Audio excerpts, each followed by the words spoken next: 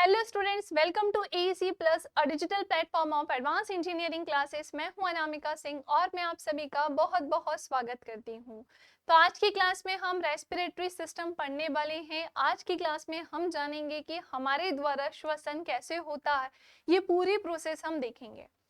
तो सबसे पहले तो बेसिक हम ये देखने वाले हैं कि श्वसन हमारे लिए इम्पोर्टेंट क्यों है और रेस्पिरेटरी सिस्टम में कौन कौन सी चीजें पार्टिसिपेट करती हैं, उन सब के ऊपर भी मैं बात करूंगी। तो चलिए स्टार्ट करते हैं हम हमारा सेशन। यदि आपने इसके पहले की क्लासेस नहीं देखी हैं तो प्लीज उसे जरूर देखिएगा, है ना, क्योंकि सारे ही लेक्चर्स आपके लिए इम्पोर्टेंट है और मैंने लगभग बहुत सारे टॉपिक्स जो हैं वो कवर करा दिए हैं, तो उन पर भी थोड़ा बहुत देख कर आइएगा। एक्चुअली वो सारे टॉपिक जो इम्पोर्टेंट वाले थे वो मैं पहले ही करवा चुकी हूँ। ये भी इम्पोर्टेंट टॉपिक है बट वो इनके कंपैरिजन में थोड़ा सा ज्यादा इम्पोर्टेंट है। जैसे सेल में पढ़ा चुकी हूँ, डाइजेस्टिव सिस्टम में पढ़ा चुकी हूँ, एंडोक्राइन सिस्टम में पढ़ा चुकी हूँ, मैंने ब्लड सर्कुलेटरी सिस्टम पढ़ाया है, मैंने ब्लड अलग से पढ़ाया, मैंने सेंट्रल नर्वस सिस्टम अलग से पढ़ाया है और ऐसे करके लगभग मैं 7 से 8 टॉपिक कवर करा चुकी हूँ। इससे ज्यादा ही टॉपिक ऑलमोस्ट हो गए होंगे। अब हम पढ़ेंगे रेस्पिरेटरी सिस्टम, श्वसन तंत्र। सबसे पहले तो मैं आपको बता दूं कि इसमें मैं आपको क्या पढ़ाऊंगी। पूरा एक्सप्लेन करने के पहले मैं आपको ओवरव्यू दे देती हूँ कि मैं किन किन चीजों पर बात करूंगी। रेस्पिरेटरी सिस्टम में बेसिकली हम हमारे लंग्स के बारे में बात करते हैं, क्योंकि ये हमारे रेस्पिरेशन से रिलेटेड होता है। हम जो सांस लेते हैं और जो हम सांस छोड़ते हैं, ये पूरी प्रोसेस हम कहाँ पर पढ़ेंगे? रेस्पिरेटरी सिस्टम में। हमारे द्वारा सांस लेने की और छोड़ने की जो प्रोसेस होती है वही क्या कहलाती है? रेस्पिरेशन। अब मेरी बात ध्यान से सुनिएगा। जब हम सांस लेते हैं तो कौन कौन सी गैसेस लेते हैं और जब हम सांस छोड़ते हैं तो कौन कौन सी गैसेस छोड़ते हैं, इन पर सबसे बड़ा डिस्कशन हमारा होगा। और जब हम सांस लेते हैं तो सांस लेते कहाँ से, ये भी एक बहुत इंपॉर्टेंट रोल है। अब आप कहेंगे कि मैं तो नोज से सांस लेता हूँ, कोई बोलेगा मैं तो माउथ से सांस लेती हूँ। तो मैं आपको बता दूं कि नोज और माउथ केवल और केवल एक सेक्शन है जो आपकी रेस्पिरेशन में हेल्प करते हैं। मेनली जो हमारा रेस्पिरेशन होता है वो लंग्स के थ्रू होता है, लंग्स के माध्यम से होता है।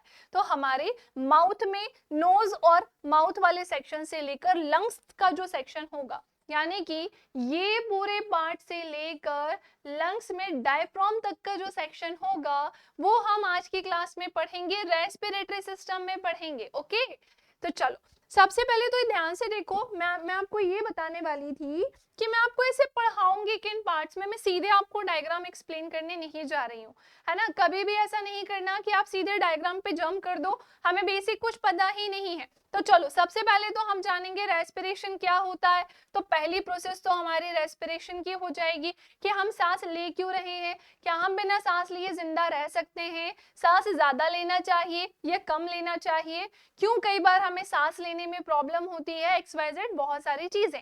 नेक्स्ट आइएगा स्ट्रक्चर ऑफ लंग्स। बिल्कुल, जब हमें ये पता चल जाएगा कि हम ये रेस्पिरेशन होता क्या है, हमें सांस लेना क्यों जरूरी है, फिर हम देखेंगे कि सांस हम लेते कैसे हैं, कैसे हवा नोज और माउथ के माध्यम से, इनकी हेल्प से हमारे लंग्स में पहुंचती है और फिर गैसेस को ट्रांसपोर्ट करने के बाद अगेन वो फिर बाहर निकल जाती है। ये पूरी प्रोसेस हम कहाँ पर देखेंगे? हम स्ट्रक्चर ऑफ लंग्स में देखेंगे। जितने भी वहां पर चीजें पार्टिसिपेट करेंगे उनके बारे में भी हम जानेंगे। नेक्स्ट है उसके बाद aerobic and anaerobic respiration. Hindi वालों हम इसे ऑक्सी और अनाक्सी श्वसन कहते हैं। हिंदी वालों हम इसे क्या क्या कहते हैं? तो ये ऑक्सी, है ना, और अनॉक्सी श्वसन होता है। श्वसन होता है। देखो दो तरीके के श्वसन होते हैं, ऑक्सी और अनॉक्सी, उनके बारे पर भी मैं बात करूंगी। एक ऑक्सीजन के प्रेजेंस में होता है और एक ऑक्सीजन जहां पर एब्सेंट होता है उसमें होता है। तो जहां पर ऑक्सीजन प्रेजेंट होता है उसे हम एरोबिक रेस्पिरेशन कहते हैं, जहां पर ऑक्सीजन एब्सेंट होता है उसे हम एनऑर्बिक रेस्पिरेशन कहते हैं। अब आप कहेंगे कि मैडम बिना ऑक्सीजन के हम कैसे ब्रीथ करते हैं, कैसे सांस लेते हैं? बस वही कहानी तो हमें यहाँ पर जाननी है। नेक्स्ट आइएगा उसके बाद रेस्पिरेटरी सिस्टम। रेस्पिरेटरी सिस्टम मैं आपको पहले तो रेस्पिरेशन क्या होता है इस वर्ड का मीनिंग बताऊंगी, देन हम पूरा स्ट्रक्चर ऑफ लंग्स देखेंगे, फिर हम एरोबिक एंड एनारोबिक रेस्पिरेशन के बारे में जानेंगे, फिर हम पूरे रेस्पिरेटरी सिस्टम को समझेंगे। एक्चुअली रेस्पिरेटरी सिस्टम में बेसिकली आपके लंग्स के पार्ट्स ही आएंगे जिसके बारे में हम बात करेंगे। तो वो तो मैं इसकी ठीक बाद भी पढ़ा दूंगी, कोई प्रॉब्लम नहीं है। अब ये ब्रीथिंग क्या होती है? मतलब सांस लेना किसे कहते हैं वो हम किस में पढ़ेंगे, तो वो ब्रीथिंग वाले पार्ट में पढ़ेंगे। ब्रीथिंग बेसिकली दो तरीके से होती है, एक इनहेल होती है, सांस लेने को इनहेल बोलते हैं, और हेक्सेल मतलब सांस छोड़ना। निश्वसन और निःश्वसन जो कि कहलाता है, इसे हम क्या बोलते हैं, तो ये हमारा निश्वसन होता है। क्या होता है, निश्वसन, है ना। और ये क्या कहलाता है, तो ये हमारा निःश्वसन कहलाता है। अब मेरी बात ध्यान से सुने, क्या होता है कि निश्वसन और निःश्वसन में कुछ बहुत ही इंपॉर्टेंट चीजें होती हैं। अब वो इंपॉर्टेंट चीजें क्या होती हैं, आप सोच रहे होंगे कि सांस लेना इतना जरूरी है क्या, बिल्कुल जरूरी है, क्योंकि निश्वसन और निःश्वसन में कई सारी ऐसी गैसेस होती हैं जो ग्लूकोज की उपस्थिति में और उसके अनुपस्थिति में रेस्पिरेशन करती हैं, है ना। तो वो हम कहाँ पर पढ़ेंगे, इनहेल और एक्सहेल में पढ़ेंगे, दैट्स इट। ये कुछ आपको मैंने एक ओवरव्यू दिया है, एक स्ट्रक्चर बताया है जो कि हमें अपनी क्लास में पढ़ना होगा। तो ये हम कुछ इस तरीके से पढ़ेंगे। यहाँ पे कहीं किसी का कोई नाम नहीं है, ना ही आप यहाँ पर ऑल्फैक्टरी रीजन देख रहे हो, ना ही आप नीजल कैविटी देख पा रहे हो, आपको अभी नहीं पता ये क्या होता है, ना ही फेरेनिक्स है, ना ही लैरिंक्स है, कुछ भी नहीं दिख रहा है। ब्रोंकियस हो गया, एल्वियोली हो गया, ये मैं अब आपको धीरे धीरे करके पढ़ाने वाली हूँ। तो ये हमारा रेस्पिरेटरी सिस्टम जिसे हम श्वसन प्रणाली कहते हैं। बेसिकली पहले तो आप ये जानो कि ये जो रेस्पिरेशन है ये हमारे लिए इंपॉर्टेंट क्यों है। बिल्कुल इंपॉर्टेंट है, जैसे हमारे बॉडी में हार्ट का पंप करना बहुत इंपॉर्टेंट है।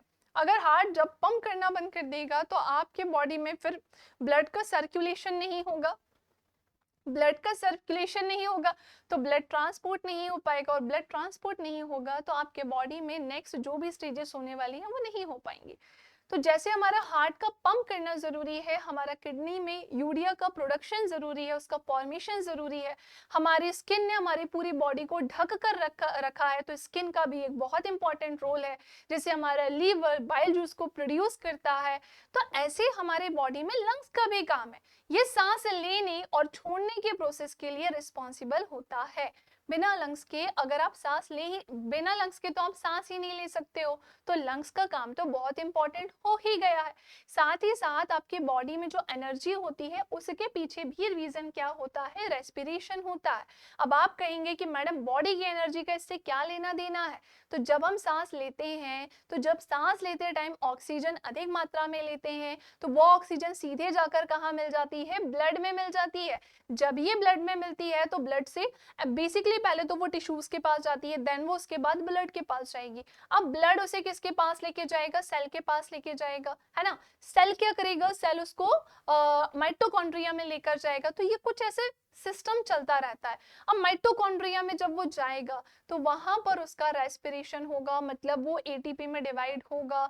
जब वो एटीपी में डिवाइड होगा तो फिर वही बात, दो तरीके के रेस्पिरेशन होते हैं, फिर वो मैं आपको वो तो मैं आगे बताऊंगी, अभी केवल प्रोसेस समझो। तो एटीपी के माध्यम से वो हमें एनर्जी प्रोवाइड कराएगा, तो रेस्पिरेशन से ही हमें एनर्जी मिलती है। रेस्पिरेशन हमारी एनर्जी के लिए भी रिस्पॉन्सिबल होता है। क्यों होता है, तो वो मैंने स्टेप बाय स्टेप आपको समझाया है कि हमारे द्वारा ऑक्सीजन को लेना, फिर वो O2 के माध्यम से ब्लड में मिलेगा, फिर ब्लड से किस में जाएगा, सेल्स में जाएगा, फिर वो सेल्स से किस में जाएगा, तो वो सेल्स से जाएगा हमारी माइटोकॉन्ड्रिया, और माइटोकॉन्ड्रिया का काम ही होता है एनर्जी को प्रोड्यूस करना एटीपी के फॉर्म में।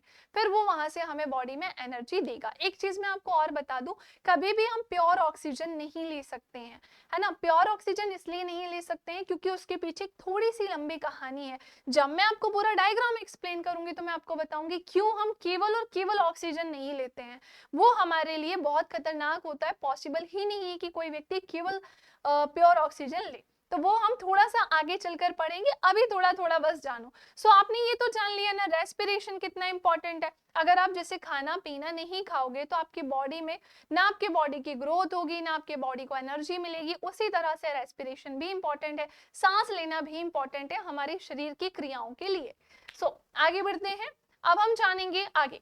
सबसे पहले तो कुछ बेसिक चीजें जानिएगा रेस्पिरेटरी सिस्टम के बारे में, देन फिर मैं आपको डायग्राम एक्सप्लेन करूंगी। रेस्पिरेटरी सिस्टम बेसिकली क्या होता है, तो बाहरी वातावरण में ऊतकों के भीतर कोशिकाओं तक ऑक्सीजन का स्थानांतरण करना। मैंने आपको बताया था ना कि कोशिकाओं के भीतर उतकों के भीतर, सॉरी, उतकों के भीतर मतलब क्या होगा, वो कोशिकाओं में पहुंचाएगा। किसे पहुंचाता है, तो भाई O2 को पहुंचाता है। साथ ही विपरीत तरीके से कार्बन डाइऑक्साइड को हटाने को ही क्या कहते हैं, श्वसन कहते हैं। मतलब ये है कि हमने जो सांस ली वो टिश्यूज की हेल्प से किस में गया, हमारे सेल्स में गया, फिर वो सेल्स से किस में चला जाएगा, तो सेल्स से वो पूरे बॉडी में ट्रांसपोर्ट करने का काम करेगा। तो ये पूरी प्रोसेस अगेन अगर हम इसको ऑपोजिट कर देंगे तो O2 से CO2 हमारे बॉडी से निकलने की जो प्रोसेस है, बस वही क्या कहलाती है, श्वसन कहलाती है। ये एक जैविक प्रतिक्रिया है जो जीवित जीवों की कोशिकाओं के भीतर होती है। ये कौन सी प्रक्रिया है, तो ये बायोलॉजिकल रिएक्शन होता है, इस चीज का भी ध्यान रखना। इस प्रक्रिया के दौरान होता क्या है, ग्लूकोज के टूटने से ऊर्जा किसके फॉर्म में, एटीपी के फॉर्म में, एडेनोसिन ट्राइफॉस्फेट जिसे हम कहते हैं, बनती है, जिसका उपयोग कोशिकाओं द्वारा विभिन्न गतिविधियों में निष्पादित करने के लिए किया जाता है। जब हमारे सांस लेने से ग्लूकोज का एक छोटा सा मॉलिक्यूल हमें एनर्जी बना कर देगा और फिर वो हमारे शरीर की सभी क्रियाओं के लिए इंपॉर्टेंट होगा। यही सब किसके द्वारा होता है, रेस्पिरेशन, श्वसन के द्वारा होता है। सो आपका सांस लेना देखो कितना जरूरी है। 1 मिनट में आप 12 से 16 बार सांस लेते हो, है ना। चलो आते हैं अब डायग्राम की तरफ। ये है आपका ऐसा डायरेक्ट वाला डायग्राम, है ना, ताकि आप थोड़ा सा देख सको। अब मैं आपको बना के बताती हूँ इस पूरी चीज को कि ये कैसे एक्चुअली में बनेगा। रेस्पिरेशन अब हम डायग्राम के थ्रू समझने जा रहे हैं, ध्यान से सुनना। सबसे पहली चीज तो आपको यहाँ पे ध्यान रखना होगा कुछ ही चीजों का, और वो कुछ चीजें क्या है, तो जैसा कि आप जानते हैं, है ना, एग्जैक्ट तो मैं भी नहीं बना पाऊंगी, बट आपको पता है कि मैं इतना तो बना दूंगी कि वो आप सबके अच्छे से समझ में आ जाए। तो आप इसको कुछ इस तरीके के से लेकर आना, है ना, देन आप इसे यहाँ ऐसे ले जाना।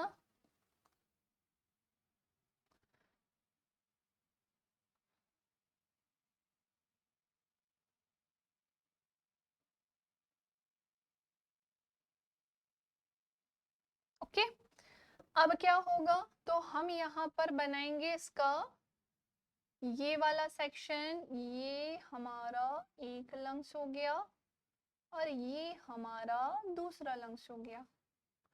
ओके, अब क्या होता है, तो अंदर वाले सेक्शन की अगर मैं बात करूं तो इसमें होते हैं ब्रोंकियोल्स, है ना, ये इसमें ऐसे होते हैं जिन्हें हम क्या बोलते हैं, ये तो एल्वियोली हो जाएगा, ब्रोंकियोल्स तो आगे, ये हैं एल्वियोली।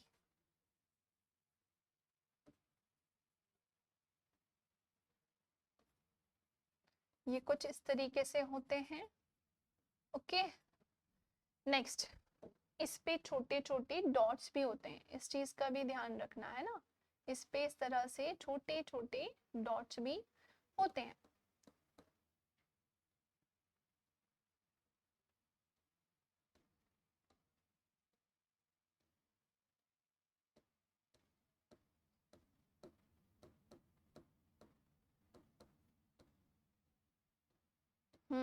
समझ में तो आ रहा होगा सबके, है ना, आपके समझने के लिए ही ये डायग्राम मैंने ऐसे बनाया है। इसका साइज मैंने जानबूझ के थोड़ा सा छोटा ही लिया है। चलो और देखो क्या क्या होता है इसमें। इस वाले सेक्शन की अगर मैं बात करूं तो इसमें होते हैं, ये ट्रैकिया वाला सेक्शन है आपका, ये आपका क्या है, ट्रैकिया वाला सेक्शन होता है। ये ऐसे ऐसे ऐसे ऐसे ऐसे ऐसे ऐसे ये यहाँ तक होता है ना। बाकी तो ये 2 पार्ट में डिवाइड हो गया है। नेक्स्ट आइएगा, इसी में ना मैं एक और लेयर जोड़ रही हूँ जो कि होती ही है, ये मत सोचना कि मैंने ऐसा कुछ मन से किया है।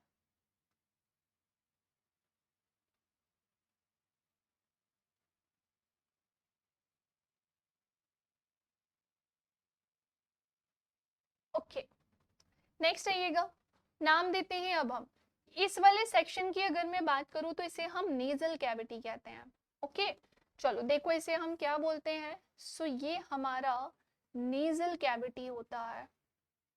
हिंदी वालों नेजल कैविटी को आप पता है क्या बोलोगे, नासिका कह देना। आप इसे क्या बोलेंगे, तो ये आपकी हो जाएगी नासिका। समझ में आ रहा है, नेजल कैविटी को नासिका कहते हैं। अब ये वाला आपका जो सेक्शन है ना, वो आपका माउथ वाला सेक्शन है। ओके, ये आपका माउथ यानी मुख वाला हिस्सा हो गया।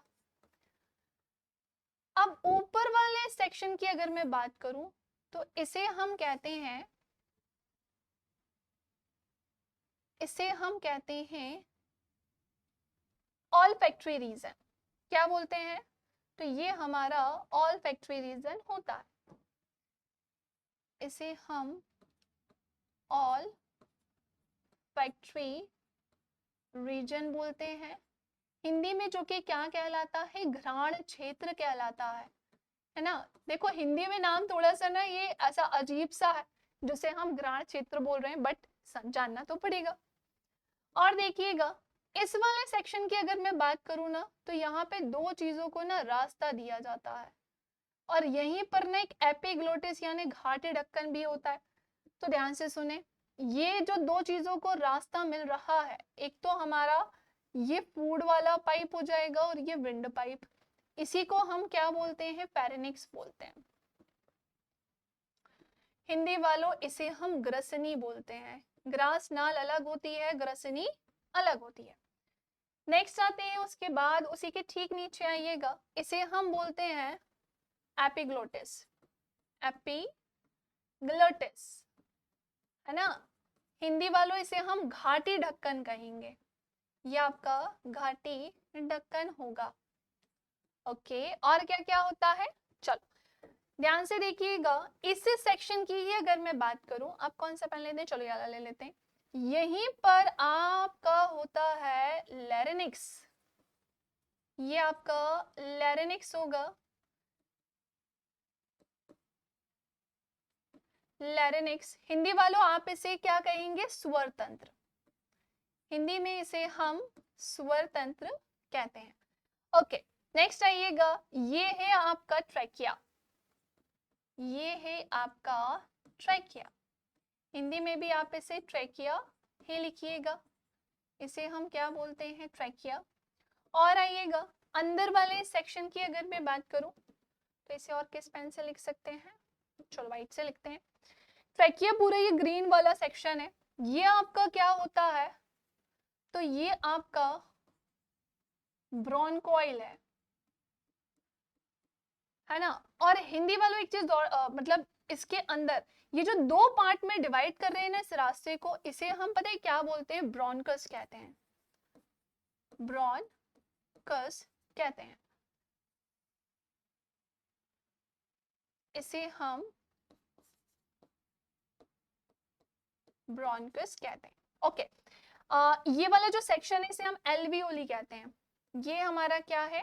तो इसे हम एल्वियोली कहते हैं। सबसे नीचे आ जाओ, इस सेक्शन की अगर मैं बात करूं तो इसे हम डायफ्राम कहते हैं। ये हमारा क्या हो जाएगा? तो ये हमारा डायफ्राम कहलाता है। दैट्स इट, इतनी चीजें हमको पढ़नी है। आई होप आपको ये डायग्राम अच्छे से समझ में आ गया होगा, है ना। अब मैं आपको यहाँ पर कुछ चीजें जो हैं वो अलग से एक्सप्लेन करने जा रही हूँ इस पर्टिकुलर सेक्शन में। ये आपका डायग्राम है, मैंने ऐसे पूरा मुंह नहीं बनाया है, मैंने आपको मेन चीज यहाँ पर बनाकर बताई है जो बेसिकली आपके रेस्पिरेशन के लिए इंपॉर्टेंट होती है। तो ध्यान से सुनना पहले तो मेरी बात को, जब हम रेस्पिरेशन करते हैं यानी सांस लेते हैं तो इतनी चीजों की जरूरत तो पड़ती ही पड़ती है। अब ये काम क्या करते हैं? तो ध्यान से सुनना। सबसे पहले नीजल कैविटी की बात करते हैं, जो आपका नोज का ये वाला सेक्शन होता है। आप ऐसा कह सकते हैं हमारे नोज को एक तरीके से शेप देने का या साइज देने का काम ये करता है। साथ ही साथ आपने देखा होगा कि इस सेक्शन में छोटे छोटे से हेयर्स भी होते हैं और म्यूकस एक तरल चिपचिपा पदार्थ भी होता है ना। तो ये जो म्यूकस होता है, ये तरल चिपचिपा पदार्थ होता है, बेसिकली करता क्या है? तो डस्ट पार्टिकल नोज के माध्यम से आगे जाए लंग्स के अंदर तो वो छोटे छोटे हेयर्स उसे वहीं रोकते हैं, म्यूकस उसे वहीं पर रोक देता है। ये काम हमारे नोज के हेयर्स और म्यूकस का होता है। नेक्स्ट आओ थोड़ा सा आगे, ऑल्फैक्टरी रीजन, ये आपका थोड़ा पीछे जाओगे तो ऊपर का हिस्सा होता है। ऑल्फैक्टरी रीजन जिसे हम घ्राण क्षेत्र कहते हैं, तो हमें जो खुशबू और हमें जो बदबू का एहसास होता है, कभी हम बोलते हैं ना एकदम से कि अरे वाह कितनी अच्छी खुशबू आ रही है, और कभी हम कहते हैं कि ओहो कितनी गंदी बदबू आ रही है। तो ये जो खुशबू और बदबू का एहसास होता है वो आपको नोज के थ्रू ही होता है, माउथ के माध्यम से तो नहीं होता है ना, कि आप ऐसा कभी मुंह से सूंघ के बता रहे हो, नहीं, आप नोज के माध्यम से ये चीज पहचान पाते हो। तो ऐसा कौन सा सेक्शन है जो आपको बताता है, तो वो ऑल्फैक्टरी रीजन होता है, घ्राण क्षेत्र जिसे हम बोलते हैं। अब क्या होता है कि हमारे नोज और माउथ की अगर मैं बात करूं, देखो तीन चीजें यहाँ पर होती हैं, आप ऐसे समझो, है ना, तीन चीजें ये हैं क्या, तो ये एक रास्ता है। अब ये रास्ता क्या है, तो दो चीजों को रास्ता देने का काम ये करता है। बस ये जो दो चीजों को रास्ता देने का काम कर रहा है, इसी को हम क्या बोलते हैं, फेरेनिक्स बोलते हैं। इसी को हम क्या बोलते हैं, ग्रसनी बोलते हैं। ये दो चीजों को रास्ता देता है। मैम ये किन दो चीजों को रास्ता देता है, तो ये फूड पाइप और विंड पाइप को रास्ता देता है। किसे, तो ये फूड पाइप और विंड पाइप को रास्ता देने का काम करता है। ये ऐसा बोलता है कि अगर खाना है तो वो एसोफेगस के थ्रू किसमें चला जाए, स्टमक में चला जाए, और अगर एयर है तो फिर वो कहाँ चले जाए, लंग्स में चले जाए। तो दोनों को अपना रास्ता देने का काम फेरेनिक्स करता है, एक तरीके से पाथ देता है। एपिग्लोटिस की तरफ आते हैं, फेरेनिक्स हो गया, ऑल्फैक्टरी रीजन हो गया। एपिग्लोटिस एक ढक्कन की तरह होता है। एपिग्लोटिस कैसा होता है, तो ये एक ढक्कन की तरह होता है। जैसे ये हमारा एसोफेगस वाला रास्ता हो गया, ठीक है ना, ग्रास नाल जिसे हम बोलते हैं, और ये आपका क्या हो गया, तो ये आपकी ईयर वाला रास्ता हो गया। अब मैं आपको बताऊं, ये कुछ ऐसा होता है और ऊपर इसके ऐसे ढक्कन बना हुआ होता है। अब होता क्या है कि अगर कोई फूड है ना, अगर कोई क्या है, फूड है यानी कि कुछ खाना है, तो उस फूड को, अगर कोई फूड है तो ऑब्वियस सी बात है वो कहाँ पर जाएगा, इसके माध्यम से, एसोफेगस के माध्यम से हमारे स्टमक में जाएगा। यस और नो, ऐसा ही तो होता है ना, स्टमक के थ्रू, एसोफेगस के थ्रू स्टमक में जाता है। बट जब कोई एयर होती है, हम मुंह से या नोज से एयर लेते हैं, तो वो एयर जो है वो इसके माध्यम से किस में जाएगी, हमारे लंग्स में जाती है। अब होता क्या है कि जब भी हम खाना खाते हैं तो ये ढक्कन अपने आप बंद हो जाता है। इसी को तो हम क्या बोल रहे हैं, एपिग्लोटिस बोल रहे हैं। इसी को तो हम एपिग्लोटिस कहते हैं, घाटी ढक्कन कहते हैं। जब खाना खाते हैं तो अपने आप बंद हो जाता है। अगर बंद नहीं हुआ, तभी तो हम कहते हैं खाना खाते समय बात नहीं करनी चाहिए। अगर आप बात करोगे तो ये ढक्कन खुल जाता है, जिसके कारण आपको ठसका लगता है, जिसके कारण आपको ठसका लगता है। बात समझ पा रहे हो, कितनी छोटी छोटी चीज मैं आपको अभी बता रही हूँ। तो ये एपिग्लोटिस का काम होता है, दोनों को ऐसे रास्ता जो है होता है उसमें ढक्कन का ये काम करता है, इसलिए हमें खाना खाते समय बात नहीं करना चाहिए। चलो और सुनो आप जल्दी से। तो एपिग्लोटिस के बाद लैरिंक्स की अगर मैं बात करूं, तो लैरिंक्स बेसिकली आपका ये वाला पार्ट होता है। हमारे द्वारा जो आवाज निकलती है, जो स्वर निकलता है, वो इसी के माध्यम से निकलता है ना। हमारे द्वारा जो स्वर निकलते हैं वो इसी की हेल्प से निकलते हैं। अब होता क्या है, जो मेल और फीमेल की अगर मैं बात करूं, तो महिलाओं की आवाज पतली ही होती है और पुरुषों की आवाज कैसी होती है, थोड़ी सी मोटी होती है, हैवी होती है। आपने देखा होगा फीमेल्स में ये वाला जो सेक्शन होता है, आप ध्यान से देखो, ये निकला हुआ नहीं है, ये मेल में निकला हुआ रहता है उनकी आवाज के कारण, जिसे हम एडम सेप्पल कहते हैं। एडम सेप्पल मेल में निकला हुआ रहता है, फीमेल में नहीं निकला रहता है, इस चीज का ध्यान रखना। ओके, चलो, तो हमने देख लिया कि ये हमारी वॉइस के लिए रिस्पॉन्सिबल होता है। हमारे द्वारा जो आवाज निकलती है वो इसी के हेल्प से निकलती है, स्वर इसी के माध्यम से निकलते हैं। महिलाओं की आवाज थोड़ी सी पतली होती है, नाजुक सी होती है, और पुरुषों की आवाज थोड़ी सी भारी होती है, इसी के कारण ये होती है। ट्रैकिया की तरफ आते हैं। ट्रैकिया आपका ये वाला पूरा सेक्शन होता है। ट्रैकिया क्या होता है, तो इसके अंदर भी ना म्यूकस होता है, इसके अंदर भी एक तरल चिपचिपा पदार्थ होता है। अब ये जो म्यूकस है वो काम क्या करता है, इन केस आजकल जैसे फैशन चल रहा है ना कि नोज के हेयर्स भी रिमूव कर देते हैं। भाई ये फैशन आप कर तो रहे हैं, लेकिन आप ध्यान रखना कि इसके साइड इफेक्ट्स क्या है, ये आपके लिए ही प्रॉब्लम क्रिएट करेगा। अगर आपके नोज के हेयर्स नहीं होंगे तो डस्ट पार्टिकल डायरेक्ट कहाँ पे जा सकते हैं, आपके लंग्स के अंदर। लेकिन एक चीज और, लंग्स के अंदर अगर वो जाने की कोशिश करेंगे तो ट्रैकिया में भी एक म्यूकस होता है, इसमें भी तरल चिपचिपा पदार्थ पाया जाता है। इन केस डस्ट पार्टिकल को नोज के जो हेयर्स हैं या नोज में जो म्यूकस है वो नहीं रोक पाएंगे, तो वो अगर वो डस्ट पार्टिकल आगे आएंगे तो ट्रैकिया का म्यूकस उसे रोक लेगा, और जब ये उसे रोकेगा तो अचानक छींक के थ्रू, सडन छींक के माध्यम से हम उसे बाहर निकाल देते हैं। ये काम किसका होता है, ट्रैकिया का होता है। अब इन दोनों लंग्स को दो रास्ता देने का काम कौन करता है? ब्रोंकियस करता है। और इन दोनों का ये वाला जो सेक्शन है इसे हम ब्रोंकियोल कहते हैं, जो कि कुछ पार्ट्स में, शाखाओं में विभाजित होता है, और ये कुछ इस तरीके का जो बड़ा गुच्छे के फॉर्म में, उसे हम एल्वियोली कहते हैं। नेक्स्ट सबसे लास्ट में ये डायफ्राम होता है। हमारे दोनों लंग्स को सपोर्ट प्रोवाइड करने का काम कौन करते हैं? तो वो डायफ्राम करते हैं। जब हम सांस लेते हैं तो ये ऊपर होता है, और जब हम सांस छोड़ते हैं तो ये अपने आप नीचे आ जाता है।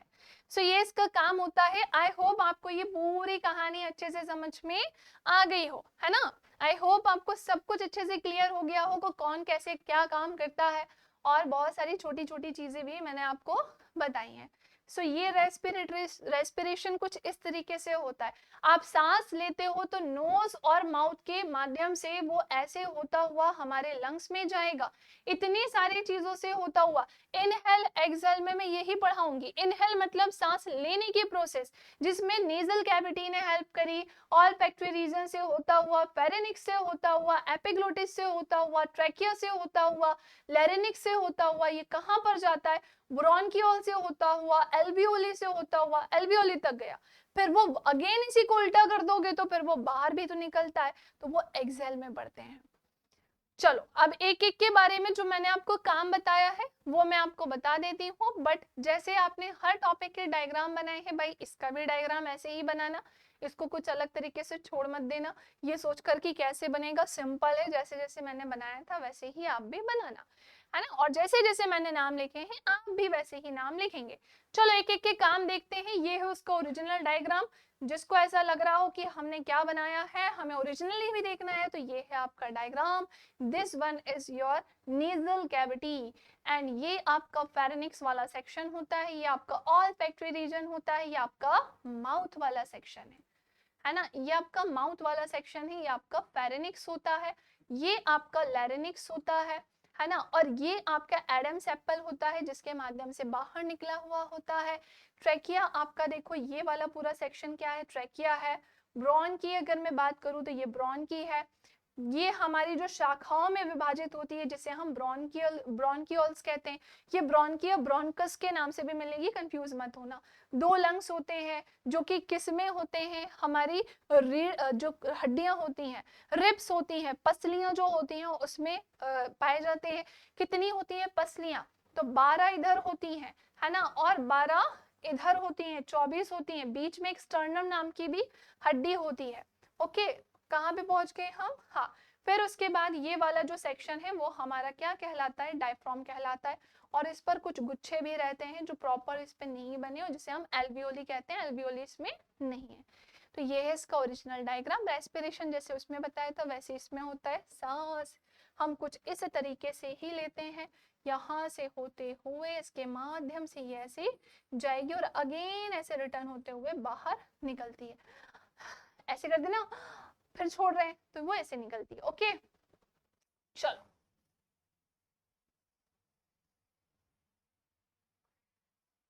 नेक्स्ट आते हैं, एक एक की कहानी समझते हैं। जो मैंने आपको अभी ओरली समझाया था वो रिटर्न में आप लोग देखिएगा, ताकि आपको और भी अच्छे से क्लियर हो जाए।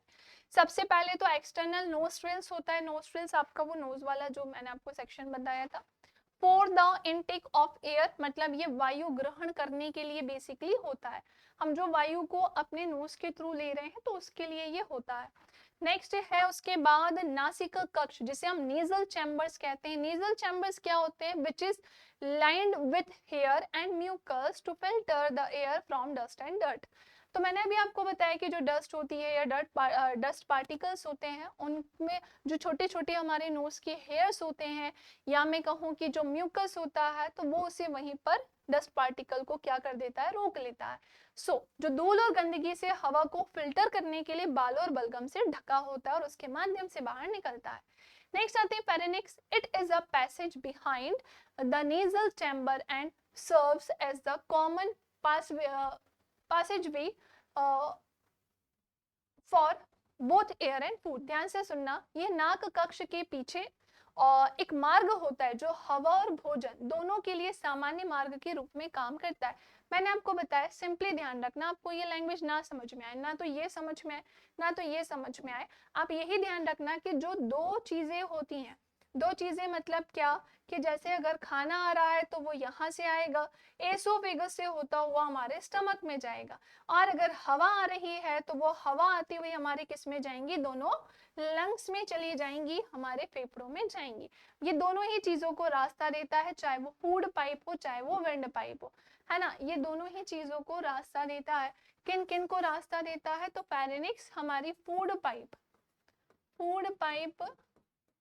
एंड विंड पाइप को क्या देता है, रास्ता देता है। नेक्स्ट आते हैं उसके बाद larynx, known as the sound box as it houses the vocal cords which are Paramount in the generation of sound. ध्यान से सुनिएगा, अब हम स्वर यंत्र के बारे में बात करते हैं। इसे साउंड बॉक्स के रूप में जाना जाता है क्योंकि इसमें स्वर रज्जु होते हैं। क्या होते हैं, स्वर रज्जु होते हैं, जो ध्वनि उत्पन्न करने के लिए सर्वोपरि होते हैं।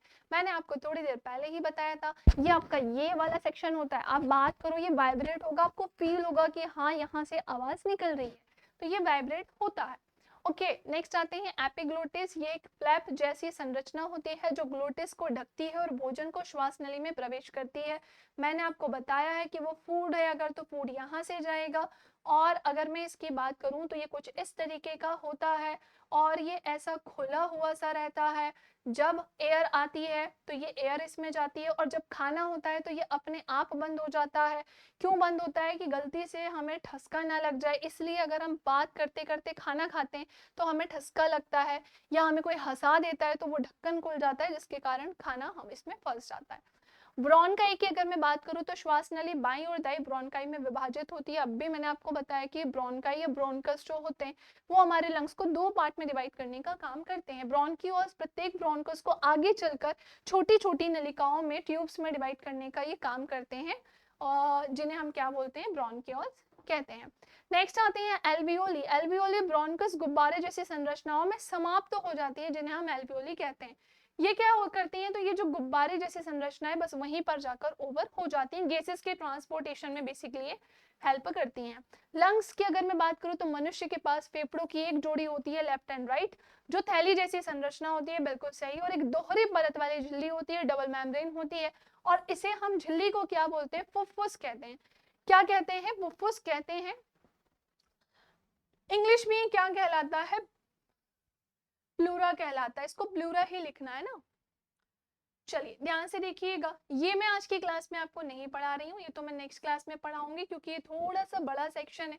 आज केवल और केवल मैंने आपको लंग्स के बारे में बताया है, क्योंकि एरोबिक और अनएरोबिक रेस्पिरेशन कोई छोटा टॉपिक नहीं है, वो भी अच्छा खासा बड़ा टॉपिक है, जिसमें हमें जानना होता है कि हम ऐसे कैसे रेस्पिरेशन कर रहे हैं कि एक ऑक्सीजन जिसमें प्रेजेंट है और एक में ऑक्सीजन प्रेजेंट नहीं है, फिर रेस्पिरेशन कैसे होगा, फिर हमें बॉडी में एनर्जी कैसे मिलेगी, और क्यों हम केवल प्योर ऑक्सीजन नहीं लेते हैं।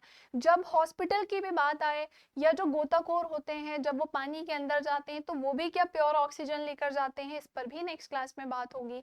या इसके अलावा जो हॉस्पिटल में जो वेंटिलेटर पे कोई व्यक्ति होता है, या हॉस्पिटल में जो ऑक्सीजन के सिलेंडर्स होते हैं उनमें भी प्योर ऑक्सीजन होती है या उनमें कोई दूसरी गैसेस होती हैं।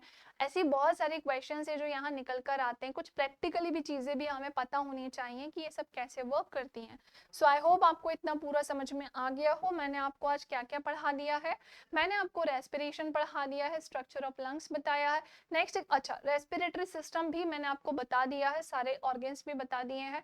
फिर मैं अब नेक्स्ट क्लास में आपको एरोबिक एंड अनएरोबिक रेस्पिरेशन पढ़ाऊंगी, देन हम ब्रीथिंग और इनहेल एक्सेल को देखेंगे, और इसी से रिलेटेड मैं अब आपको नेक्स्ट क्लास में कुछ क्वेश्चंस भी कराऊंगी। जो भी डाउट हो भाई कमेंट सेक्शन में पूछ लेना, जहां तक मुझे पता है आपको क्लियर हो गया होगा, है ना। अगर आप अगर आप एसएससी जेई की तैयारी कर रहे हैं तो आप हमारे सार्थक बैच को ज्वाइन कर सकते हैं, है ना। अगर आप स्टेट एसएससी AJE एग्जाम की तैयारी कर रहे हैं, जेई के लिए अलग से, अब मैं आपको स्टेट AJE की अगर बात करूं तो उसके लिए स्पेशल विजय बैच है, दोनों के अलग अलग बैचेस हैं। अगर आप नॉन टेक्निकल में single reasoning, aptitude, history, polity, economics, geography, Hindi या जनरल साइंस पढ़ना चाहते हैं, सो ये सारे कोर्सेज भी आप ज्वाइन कर सकते हैं।